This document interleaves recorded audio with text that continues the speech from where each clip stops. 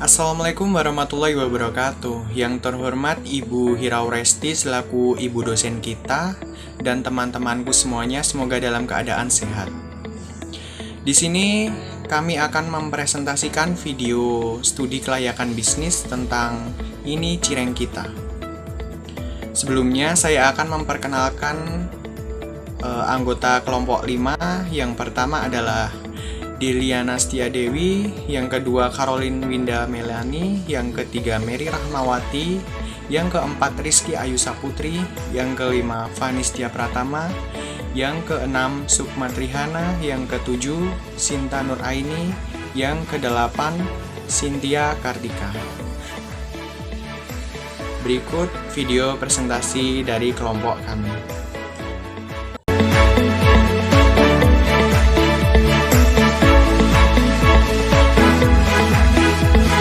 Oke, yang pertama latar belakang pendirian bisnis.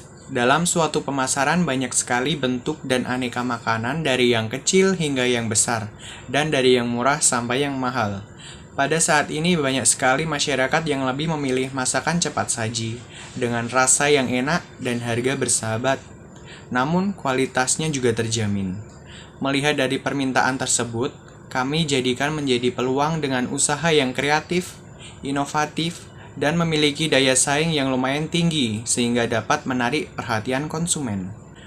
Produk ini cireng kita merupakan jajanan rakyat praktis yang pada umumnya dapat dikonsumsi dengan mudah, tanpa harus membuatnya sendiri. Ide membuat usaha ini karena melihat banyak masyarakat terutama anak-anak muda lebih senang mengkonsumsi makanan yang berminyak, dengan biaya produksi yang rendah dan dapat memperoleh laba yang menguntungkan. Bisnis ini memiliki peluang besar ketimbang bisnis di bidang lain. Hal ini dikarenakan beberapa faktor, diantaranya makanan adalah sesuatu yang akan terus dicari orang dan sangat memungkinkan pembeli akan kembali membeli lagi ketika ia puas dengan produk ini. Selanjutnya saya akan menyampaikan lokasi, visi, misi, dan tujuan bisnis produk ini cireng kita. Yang pertama, lokasi usaha. Lokasi usaha yang kami gunakan untuk memproduksi dan menjual produk adalah rumah milik pribadi, yaitu berada di Kecamatan Lawean, Kota Surakarta. Yang kedua, visi usaha. Visi usaha kami adalah membuat produk yang selalu bervariasi secara berkala, dengan kualitas terbaik untuk cireng terbaik dan mengikuti perkembangan zaman. Yang ketiga, misi usaha. Misi usaha kami adalah menjadi usaha jajanan rakyat yang lebih berkualitas dan menjadi pilihan. Yang keempat, tujuan usaha. Tujuan usaha dari produk ini cireng kita ada beberapa. Yang pertama, berperan aktif dalam bidang bisnis dan kewirausahaan yang inovatif. Yang kedua, untuk menerapkan jiwa berwirausaha dan tim yang solid. Yang ketiga, mendapatkan laba atau keuntungan. Yang keempat, menjalin relasi dengan pelanggan. Yang kelima, mencari pengalaman di dalam dunia usaha makanan. Dan yang terakhir, mengenalkan produk cireng dengan tampilan yang menarik. Kemudian saya akan menyampaikan kunci kesuksesan bisnis. Yang pertama, memiliki visi dan misi yang jelas. Yang kedua, pantang menyerah. Yang ketiga, menganggap hidup adalah proses belajar. Yang keempat, berkomitmen dengan bisnis. Yang kelima atau yang terakhir, siap akan keadaan. Kemudian saya akan menyampaikan kondisi lingkungan bisnis pada produk ini cireng kita. Kondisi lingkungan usaha kami cukup strategis, yaitu berada di lingkungan perkotaan sehingga mudah dijangkau oleh masyarakat sekitar dan juga anak-anak muda. Target pelanggan kita bisa berasal dari semua kalangan, baik dari anak-anak hingga orang dewasa. Selain tempat yang strategis, kondisi lingkungan usaha kami juga dijamin bersih dan steril baik dalam proses pembuatan maupun proses pengemasannya. Selanjutnya, identifikasi SWOT produk ini cireng kita. Yang pertama, kekuatan. Bahan yang kami gunakan untuk membuat produk adalah bahan-bahan yang berkualitas. Harga produk ekonomis, kebersihan terjamin, tidak menggunakan bahan pengawet atau zat-zat berbahaya lainnya, mampu disimpan dalam freezer dengan jangka waktu yang lama. Yang kedua, kelemahan. Kelemahan pada produk ini cireng kita yaitu tidak mampu disimpan dalam suhu ruangan dengan jangka waktu yang lama. Yang ketiga, peluang kesempatan. Banyak penjual lain yang menjual produk yang sama tetapi menggunakan bahan pengawet, sedangkan produk kami tidak menggunakan bahan pengawet. Yang keempat, ancaman. Ancaman yang patut diwaspadai yaitu muncul pesaing-pesaing baru yang mungkin saja mengikuti ide usaha ini. Strategi pemasaran bisnis. Strategi pemasaran yang kami gunakan menggunakan bauran 4P. Yang pertama, harga. Harga produk kami terjangkau untuk konsumen, terutama konsumen remaja yang menyukai produk berkualitas dengan harga terjangkau. Yang kedua, tempat. Tempat yang kami gunakan untuk memproduksi adalah rumah milik pribadi, dan untuk memasarkannya kami menggunakan sistem COD atau bisa diambil di tempat. Yang ketiga, produk. Produk kami menggunakan bahan baku yang berkualitas. Selain menjual produk, kami juga melakukan pelayanan untuk memuaskan para pelanggan. Sehingga jika pelanggan merasa puas dengan pelayanan dan produk, maka kami harap adalah pelanggan datang kembali untuk membeli. Yang keempat, promosi. Kami menggunakan semaksimal mungkin sosial media untuk membantu memperkenalkan produk. Selain itu, menurut kami banyak anak-anak muda menggunakan sosial media, sehingga informasi tentang produk kami lebih cepat didapat oleh para konsumen. Oke, yang terakhir, deskripsi produk. Produk yang kami tawarkan adalah ini cireng kita. Cireng adalah makanan ringan yang berasal dari daerah Sunda, yang dibuat dengan cara menggoreng campuran adonan yang berbahan utama tepung kanji atau tapioka. Berikut daftar menu yang kami tawarkan pada usaha ini cireng kita. Diharapkan dapat mempermudah konsumen dalam melakukan pemesanan. Yang pertama, cireng sambal rujak, yang kedua cireng kornet, yang ketiga cireng mozzarella.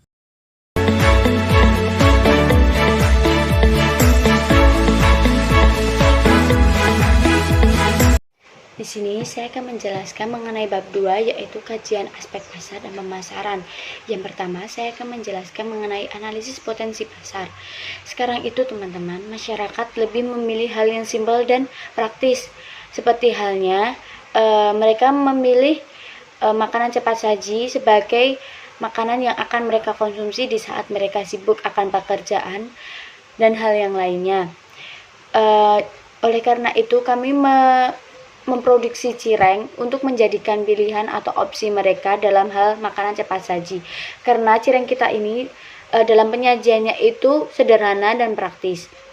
Sedangkan mereka itu kan pastinya memiliki waktu yang nggak lama kan. Nah, makanya itu mereka bisa memilih cireng kita ini sebagai opsi pilihan mereka, karena mereka tidak perlu mencari bahan-bahan yang ribet untuk mempersulit mereka sendiri. Nah, sedangkan itu cireng kita ini bisa juga disimpan. Kita kan ada dua tuh ya, cireng yang bisa langsung dikonsumsi maupun yang frozen. Nah, yang frozen ini bisa mereka simpan di tempat yang dingin dalam kurun waktu 2 atau 3 hari saja, karena kita tidak menggunakan bahan pengawet.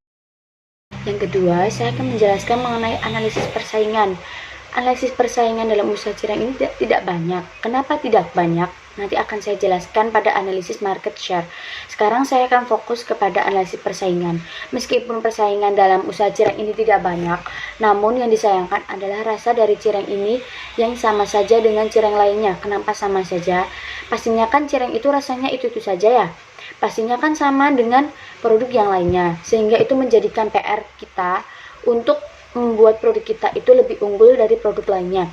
Sehingga kami membuat cireng itu menggunakan bahan yang berkualitas, sehingga menghasilkan cireng yang lebih enak dan kenyal daripada cireng dari produk lainnya.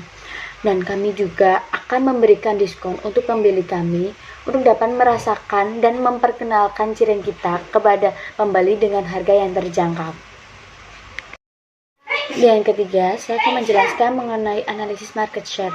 Untuk memasarkan produk ini, kami hanya melayani penjualan di rumah dan juga sistem COD yang nantinya dapat diharapkan untuk mempermudah konsumen dalam mendapatkan produk kita.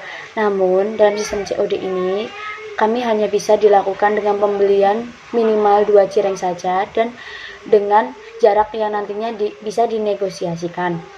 Nah, tadi kan saya menjelaskan mengenai usaha cireng itu tidak banyak. Kenapa tidak banyak? Karena sebelum melakukan usaha ini, kami sudah mensurvei beberapa hal mengenai kategori perdagangan di Surakarta. Yang pertama, saya memilih usaha mikro dalam usaha cireng ini di wilayah Lawean, karena menurut kami yang telah kami survei itu wilayah Lawean tidak terlalu banyak usaha makanan di bidang makanan di tempat Lawean itu. Dan kemudian meskipun makanan itu sekarang banyak banget ya yang buka, kita tetap memilih makanan, namun kita memilih waktu yang tepat untuk memasarkan produk kita yang nantinya potensinya itu lebih kecil, itu di pagi sampai siang saja. Jadi jika kalian ingin membeli produk kita, itu hanya bisa dibeli waktu pagi sama siang saja. Jadi sebelum itu kita juga bisa order malam ya, tapi nanti tetap diambil di rumah, maupun COD-nya itu pagi sama siang saja. Nah, dari kesimpulan dari data di atas itu, kami membuka usaha makanan yaitu cireng karena di kondisi pandemi saat ini pastinya banyak masyarakat lebih memilih hal yang simpel dan praktis, sehingga kami memutuskan untuk membuka usaha cireng ini di wilayah Lawean. Meskipun dari data di atas saingannya di bidang kuliner itu banyak, namun kami memutuskan untuk membuka store di waktu pagi hingga siang untuk memungkinkan kecil persaingannya. Dan yang terakhir, saya akan menyimpulkan kajian aspek pasar dan pemasaran yang telah saya jabarkan tadi. Dengan potensi pasar yang cukup baik untuk memasarkan produk ini dan tingkat persaingan yang tidak begitu besar, maka diharapkan produk kita ini dapat sukses untuk dijual kepada konsumen dengan mempertimbangkan dan memaksimalkan setiap strategi pemasaran yang sudah kami susun, sehingga proses penjualan dapat berjalan sesuai dengan tujuan yang kita harapkan.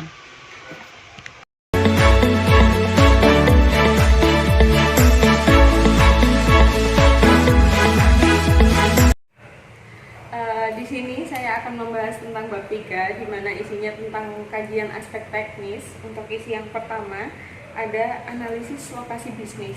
Untuk analisis lokasi bisnis di produksi cireng ini kita belum ada namanya tempat untuk penjualan. Jadi yang ada hanya tempat untuk produksi saja. Kita produksi dari rumah, dimana istilahnya itu home industry mungkin. Terus untuk home industry ini kita hanya memanfaatkan fasilitas di rumah saja seperti dapur.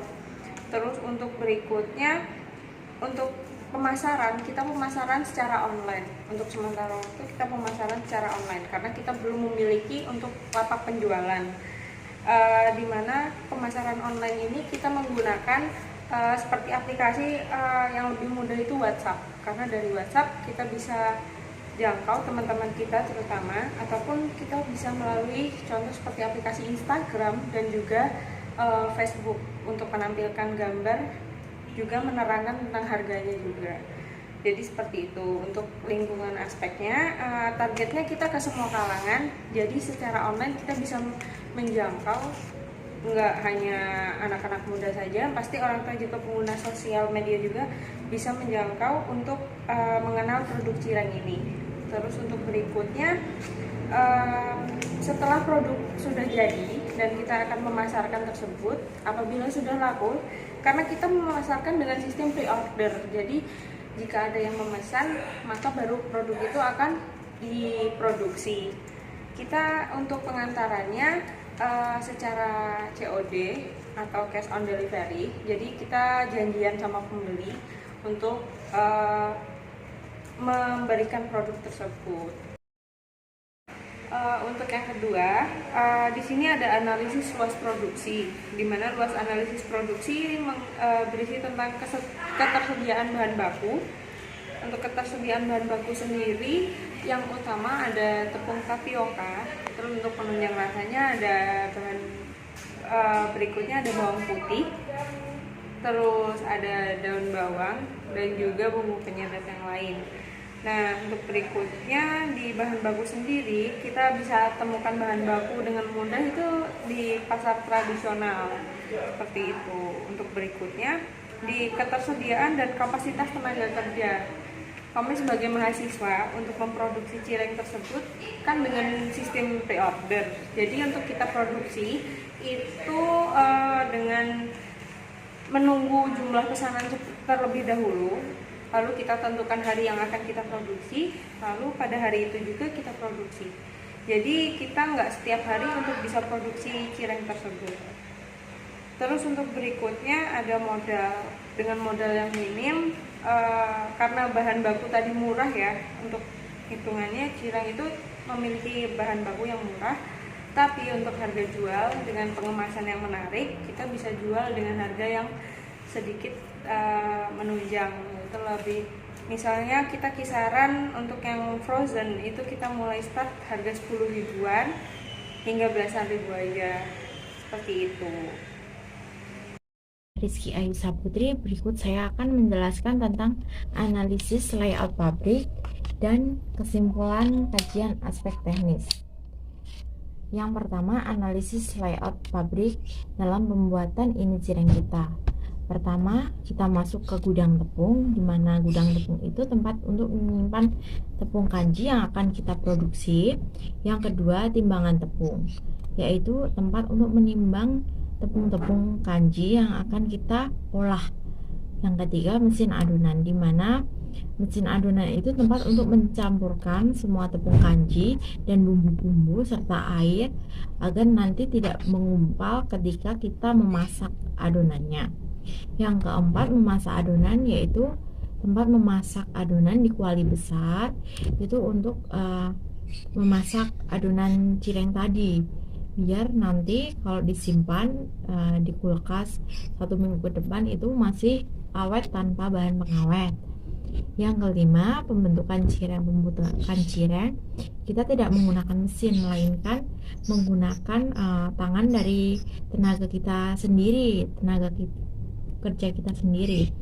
Yang keenam, pengemasan cireng, yaitu tempat dimana kita mengemas cireng-cireng tersebut di dalam wadah. Untuk selanjutnya pemasaran, kita bisa memasarkan secara online maupun offline.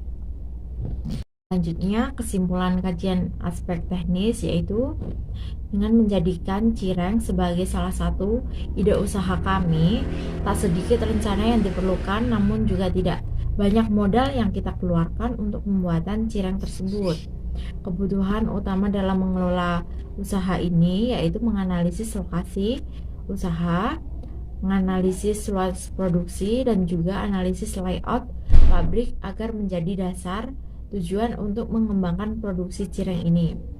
Analisis lokasi bisnis, yaitu memperkirakan lokasi usaha agar tepat sasaran.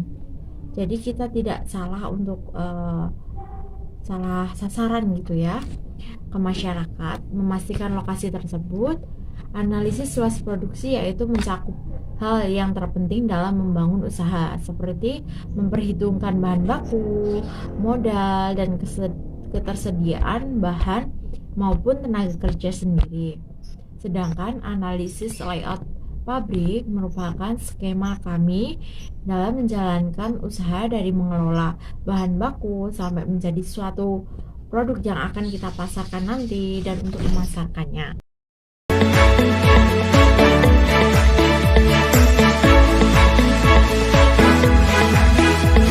Bab 4 membahas tentang kajian aspek manajemen dan organisasi.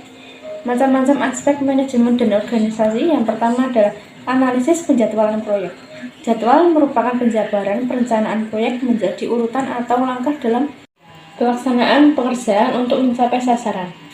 Penjadwalan proyek sendiri merupakan sistem untuk merencanakan, melaksanakan, dan mengawasi proyek. Perencanaan proyek yang baik pasti memiliki rencana yang matang. Yang pertama, yaitu menetapkan tujuan. Yang dimaksud menetapkan tujuan, yaitu target kinerja suatu usaha yang menjadi alat ukur keberhasilan atau kegagalan kinerja sesuai sasaran yang diinginkan dan terlaksana. Rencana proyek yang kedua, yaitu mendefinisikan proyek. Mendefinisikan proyek merupakan salah satu manajemen atau tata cara dalam mengelola sumber penghasilan yang penting untuk menyelesaikan dari awal sampai selesai proyek tersebut. Yang ketiga, yaitu analisis biaya atau manfaat. Merupakan proses pengolahan informasi yang digunakan untuk menilai tujuan yang berguna dan memberikan pilihan penyelesaiannya masalah melalui pengujian produk dan pengeluaran biaya yang berkaitan. Rencana proyek yang kedua tentang analisis kebutuhan tenaga kerja. Tenaga kerja merupakan setiap orang yang mampu melakukan pekerjaan guna menghasilkan barang atau jasa, baik untuk memenuhi kebutuhan sendiri maupun untuk masyarakat. Dalam menganalisis kebutuhan tenaga kerja, memerlukan spesifikasi, menyatakan tentang kualifikasi dan pengalaman yang dibutuhkan dalam sebuah pekerjaan. Yang kedua, yaitu tuntutan pekerjaan terhadap aspek manusianya yang menyangkut syarat pendidikan, keterampilan, dan kepribadian. Analisis rencana struktur organisasi yang pertama adalah perencanaan. Pada tahap perencanaan ini, yang perlu diketahui adalah jenis-jenis pekerjaan yang diperlukan agar aktivitas usaha dapat berjalan dengan baik dan juga efektif. Pada usaha ini, membutuhkan 12 orang karyawan agar dapat bekerja secara optimal, yang terdiri dari pemilik 1 orang, keuangan 2 orang, bagian produksi 4 orang, bagian marketing 2 orang, dan bagian transportasi 3 orang. Yang kedua adalah pengorganisasian. Di usaha kami memiliki struktur organisasi yang bertujuan untuk menggambarkan kejelasan pemisahan kegiatan pekerjaan antara yang satu dengan yang lain. Diharapkan dengan adanya struktur organisasi, para anggota dapat mengetahui tugas dan wewenang masing-masing dalam menjalankan kegiatan operasional. Gambar 1 akan menunjukkan mengenai rencana struktur organisasi, di mana seorang pemilik akan membawahi bagian keuangan, bagian produksi, bagian marketing, dan juga bagian transportasi. Yang ketiga adalah penyusunan personalia. Di sini adalah kriteria khusus atau kriteria yang akan digunakan untuk merekrut calon karyawan.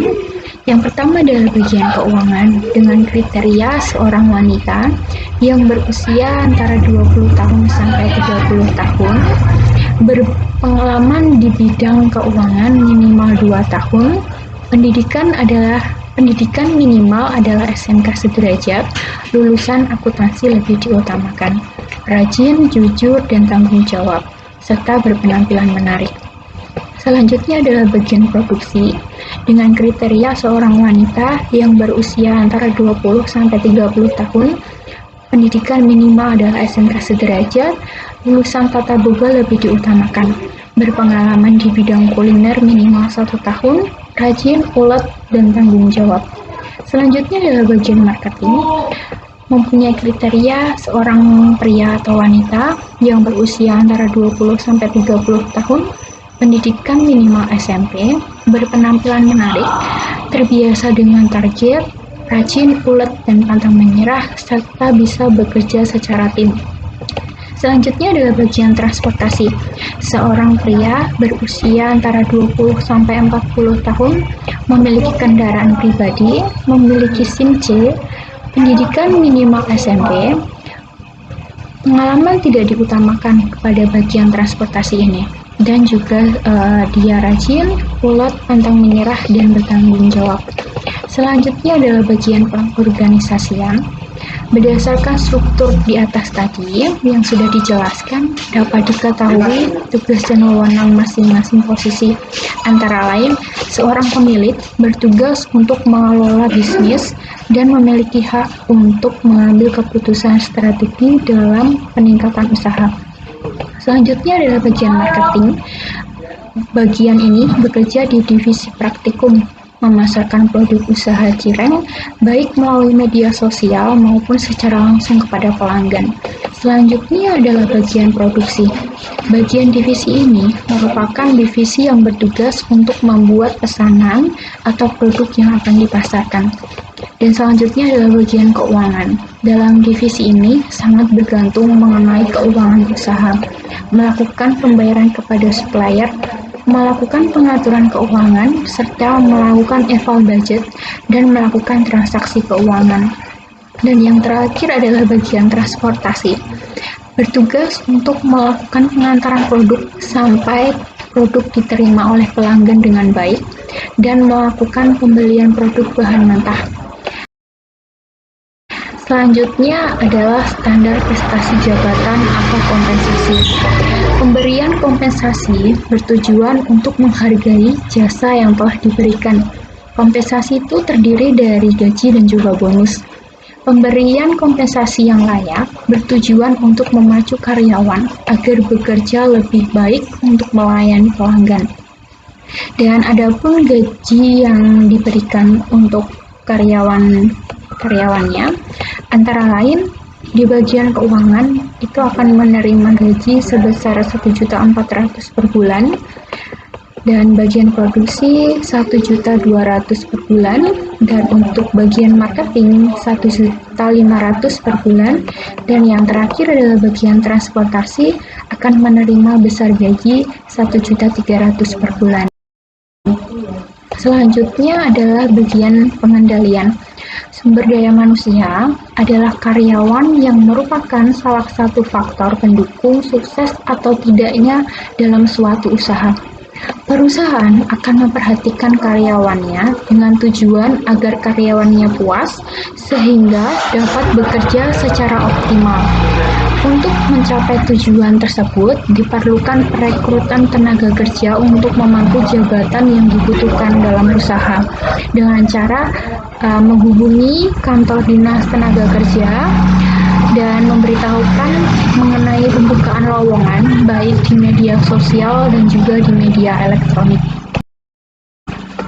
Dari pernyataan yang sudah disampaikan, kita bisa menarik kesimpulan bahwa di kajian aspek manajemen dan organisasi adalah menetapkan tujuan merupakan target kinerja suatu usaha yang menjadi alat ukur keberhasilan atau kegagalan kinerja sesuai sasaran yang diinginkan dan dilaksanakan. Analisis biaya atau manfaat merupakan proses pengolahan informasi yang digunakan untuk menilai tujuan yang berguna dan memberikan pilihan penyelesaian masalah melalui pengujian produk dan pengeluaran biaya yang berkaitan. Dan analisis jabatan merupakan suatu proses untuk mempelajari dan juga mengumpulkan berbagai informasi yang berhubungan dengan suatu jabatan. Struktur organisasi dapat diartikan sebagai kerangka kerja formal yang dengan kerangka kerja itu, tugas pekerjaan bisa dibagi, dikelompokkan, dan dikoordinasi.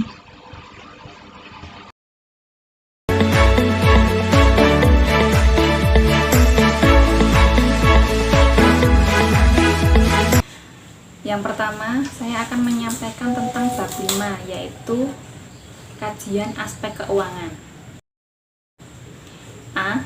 Analisis kebutuhan investasi. 1. Aktiva lancar. Di sini ada kas awal senilai 2.500.000. 2.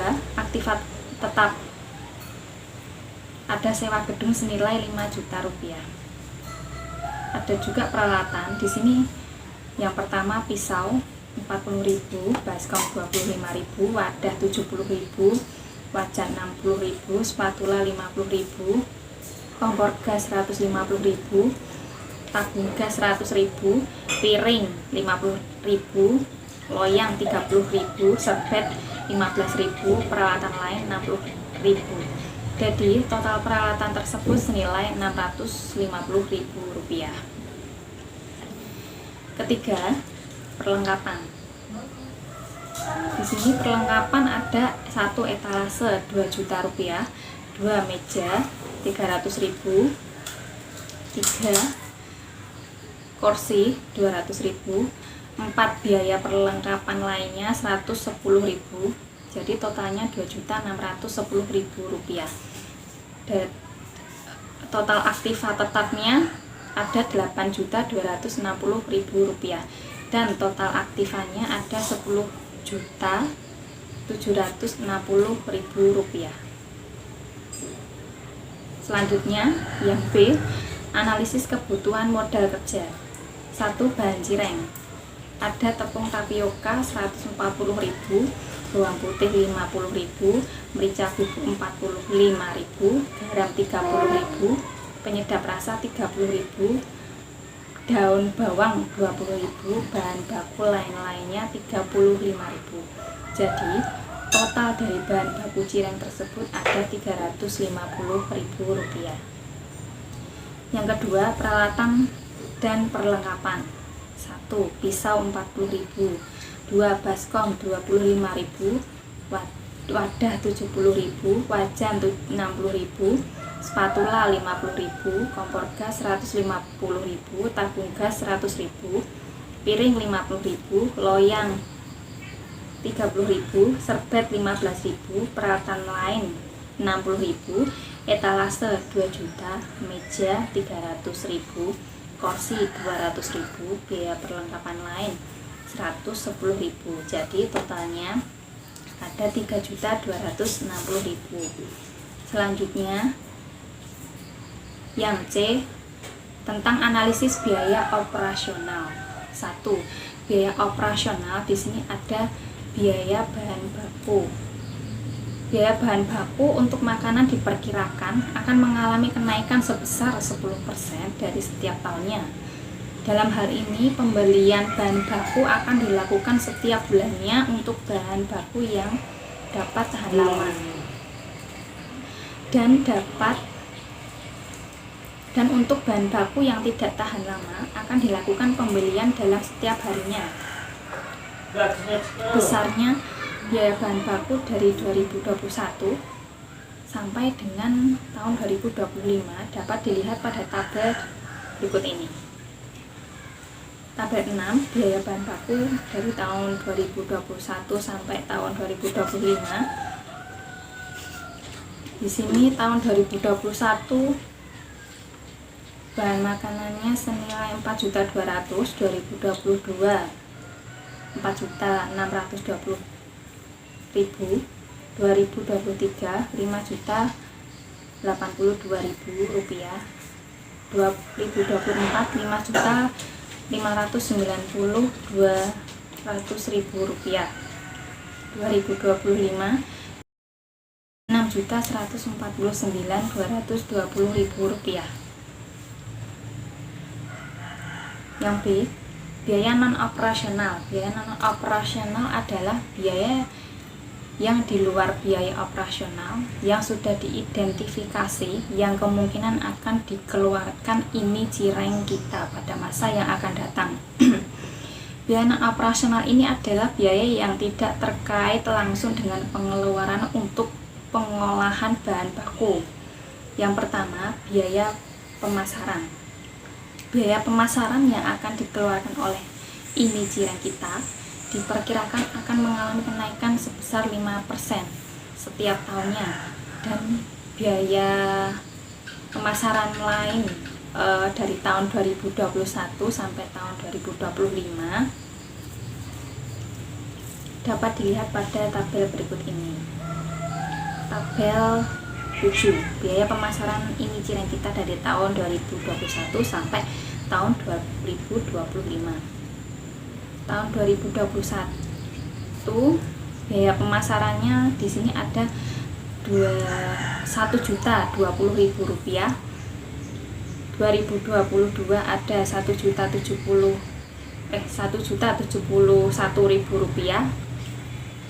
2023 ada Rp1.124.550.000. 2024 biaya pemasarannya di sini ada Rp1.147.777.000. 2025 ada Rp1.239.815.000. Yang kedua, biaya gaji. Perhitungan biaya gaji dan penelitian ini dilakukan dengan cara mengidentifikasi biaya yang mungkin terjadi kemudian diakumulasikan dalam penentuan biaya gaji selama 5 tahun, yaitu dari tahun 2021 sampai tahun 2025 diasumsikan bahwa biaya dari tahun subvalumenya ke tahun berikutnya mengalami peningkatan sebesar 10%. Data mengenai biaya gaji ini cireng kita di Kota Solo dapat dilihat pada tabel berikut ini. Tabel 8, biaya gaji ini cireng kita dari tahun 2021 sampai 2025 dalam satuan rupiahnya ada dari tahun 2021 ada 18 juta rupiah, 2022 biaya gajinya ada 19.800.000 rupiah, 2023 biaya gajinya ada 21.780.000 rupiah. Dari tahun 2024 biaya gajinya senilai 23.958.000 rupiah. 2025 biaya gajinya senilai 26.353.800.000 rupiah. 3. Biaya sewa ruang usaha. Biaya sewa ruang usaha besarnya sama setiap tahunnya dan dibayar sekaligus untuk jangka waktu 5 tahun. Data mengenai biaya sewa ruang usaha ini cireng kita dapat dilihat pada tabel berikut ini.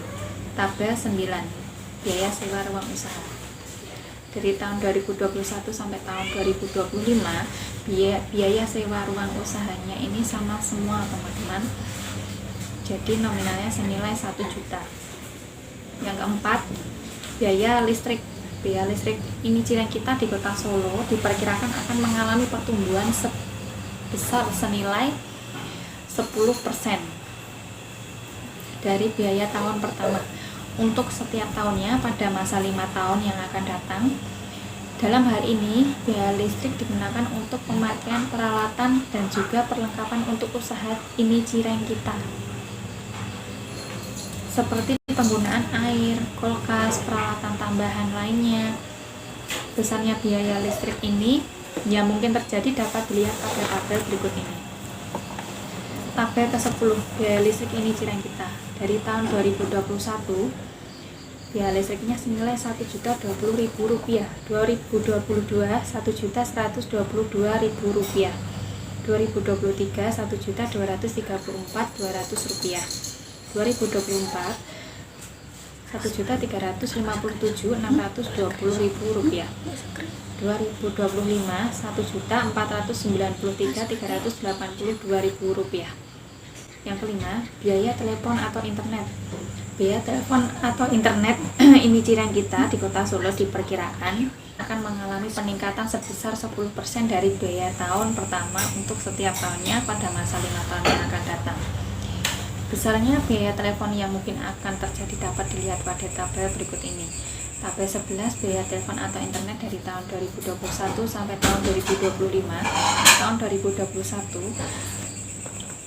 yaitu sebesar 1.200.000. 2022 biaya teleponnya Rp1.320.000, 2023 Rp1.450.000, 2024 Rp1.597.200.000, 2025 Rp1.756.920.000. Yang keenam, biaya lain-lain. Yang dimaksud biaya lain-lain adalah biaya yang mungkin dikeluarkan perusahaan tetapi bukan termasuk dalam bagian yang telah disebutkan di atas.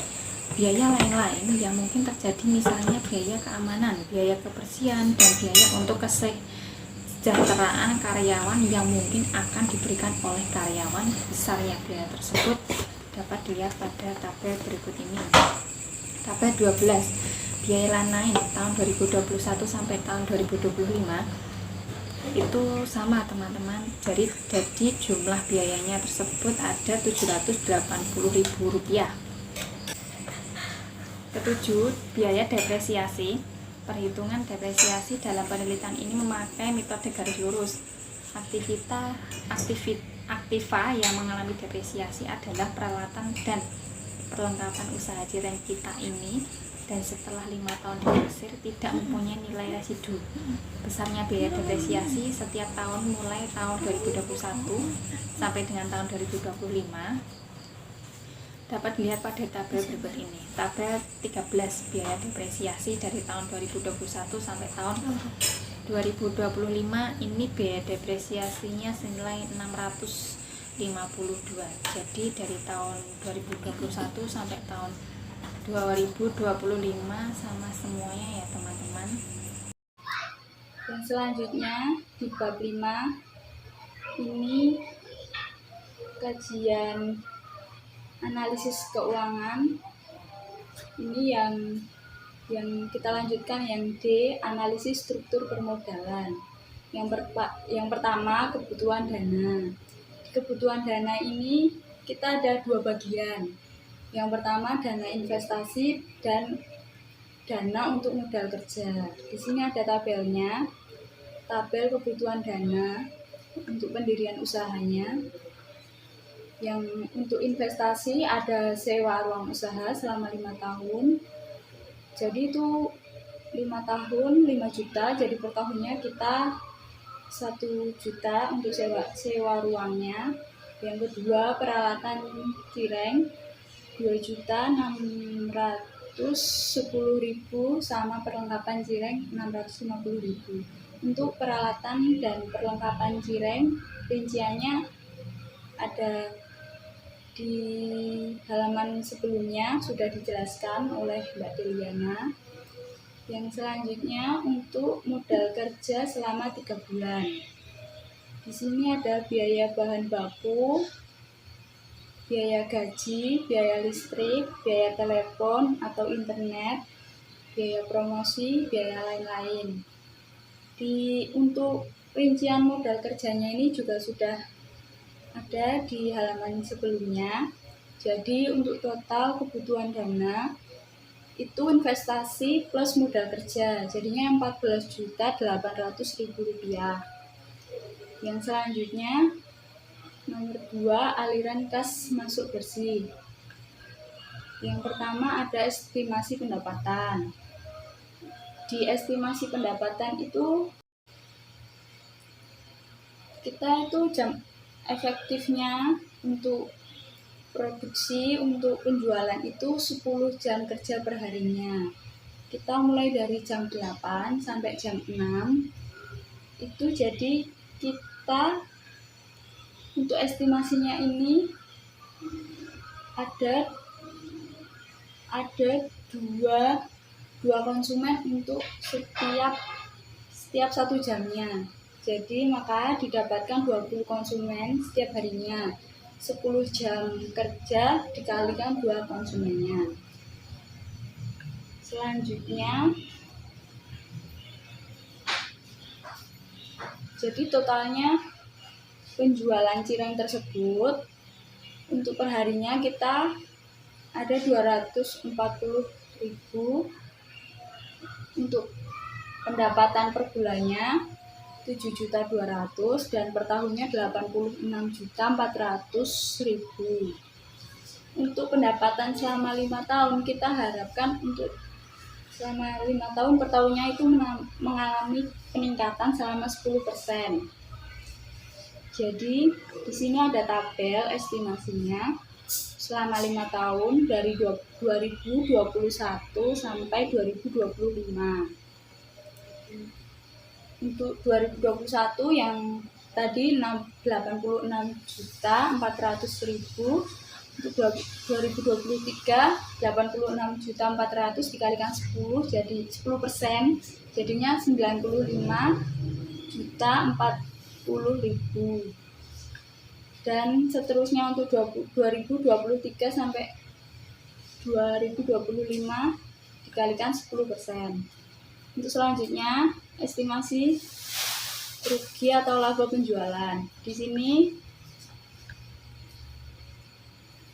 Di Di sini ada tabel proyeksi rugi atau laba di ini cireng kita selama tahun 2021 sampai 2025. Di sini ada kolom penjualan ini angkanya dari yang tadi, yang slide sebelumnya, di estimasi penjualan. Ini kita masukkan untuk 2021 sampai 2025. Yang selanjutnya ada biaya-biaya. Biaya itu ada biaya operasional sama biaya non-operasional. Untuk biaya operasionalnya ada biaya bahan baku. Di 2021 4.200.000. Ini jadi angkanya dari slide sebelumnya sudah ada rinciannya, tinggal kita masukkan. Untuk selanjutnya biaya non operasional ada biaya listrik, telepon, promosi, gaji, sewa ruang, lain-lain, dan biaya depresi itu juga kita tinggal masukkan. Rinciannya sudah ada di halaman sebelumnya. Ini total biayanya, jadi biaya operasional ditambah biaya non operasional, jadi 20 untuk 2021 27.872.000 rupiah. Ini jadi menambahkan total biayanya ini ditambahkan sampai 2025. Habis itu ada EBIT. EBIT itu dari penjualan dikurangi total biaya. Jadi untuk 2021 86.400.000 rupiah dikurangi 27.872.000 rupiah. Jadi hasilnya 58.528.000 rupiah. Jadi dan selanjutnya sampai 2025. Jadi untuk EBIT penjualan dikurangi total biaya. Yang tabel selanjutnya ada aliran kas masuk bersih di ini cireng kita selama 2021 sampai 2025. Di sini ada kolom laba bersih atau EBIT yang tadi tinggal kita masukkan selama 2021 sampai 2025. Selanjutnya ada depresiasi itu sebesar 652. Ini juga sudah ada di kolom di halaman sebelumnya. Tabel 13 biaya depresiasi, jadi tinggal kita masukkan. Untuk kas bersihnya, jadi kita tinggal tambahkan untuk laba bersih EBIT ditambah depresiasi. Untuk 2021 58.528 ini ditambah dengan 652. Hasilnya 59.180.000 rupiah. Dan selanjutnya kita tambahkan untuk 2022 sampai 2025.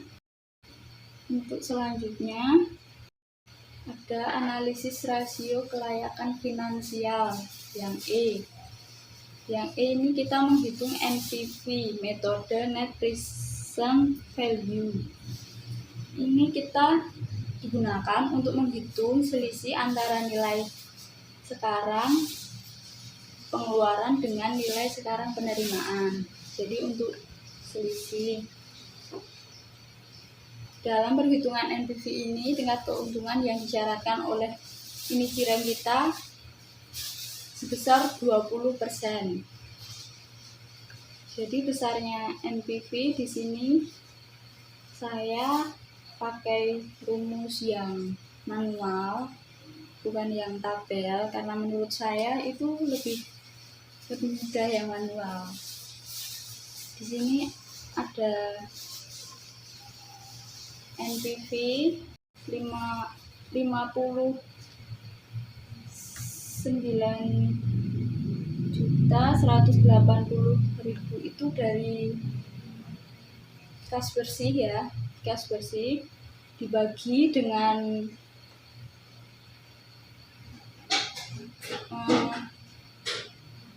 dengan persennya itu 20%, jadinya 1 plus 0,2.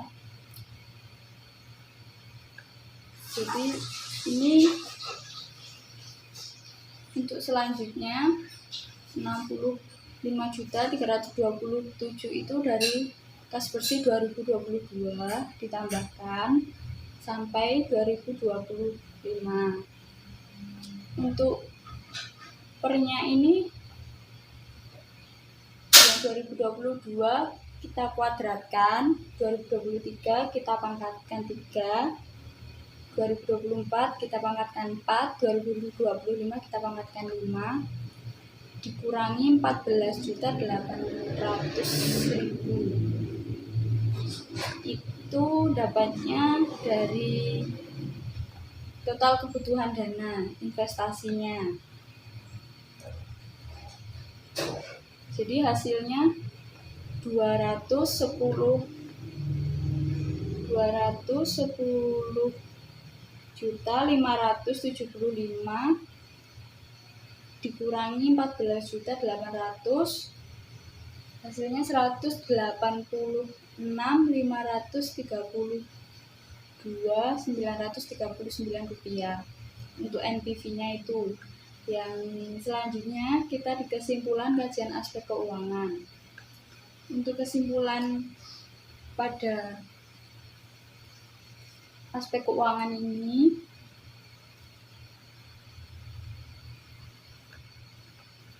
tampak bahwa PV kas bersih lebih besar daripada PV investasi. Dengan demikian berarti net present value-nya positif. Kelebihannya adalah 186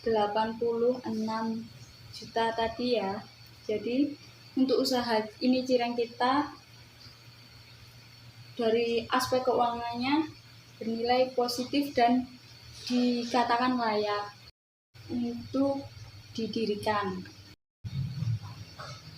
Bertitik tolak dari aspek keuangan, analisis yang telah dilakukan di atas menunjukkan adanya selisih positif antara PV of process dengan PV of outlays. Jadi kita untuk aspek keuangan ini bernilai positif. Oke teman-teman, kali ini saya akan menyampaikan kesimpulan studi kelayakan bisnis produk ini Cireng kita.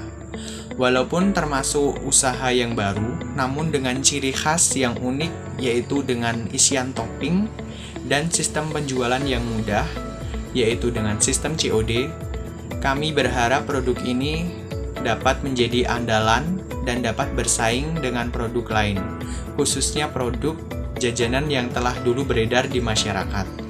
Kami mempunyai harapan besar tentang usaha ini agar diketahui banyak masyarakat dan banyak peminatnya. Dengan terus menghasilkan produk yang berkualitas dan sehat, kami meyakini tujuan usaha ini, di samping menghasilkan laba, dapat pula memenuhi kebutuhan gaya hidup masyarakat. Dengan adanya produk ini, kita dapat membangkitkan semangat wirausaha bagi masyarakat, dikarenakan negara jika banyak wirausaha, maka niscaya perekonomian negara tersebut akan tumbuh dengan pesat. Oke teman-teman, sekian dari kelompok kami. Apabila terdapat salah kata atau banyak kekurangan, kami mohon maaf. Cukup sekian. Wassalamualaikum warahmatullahi wabarakatuh.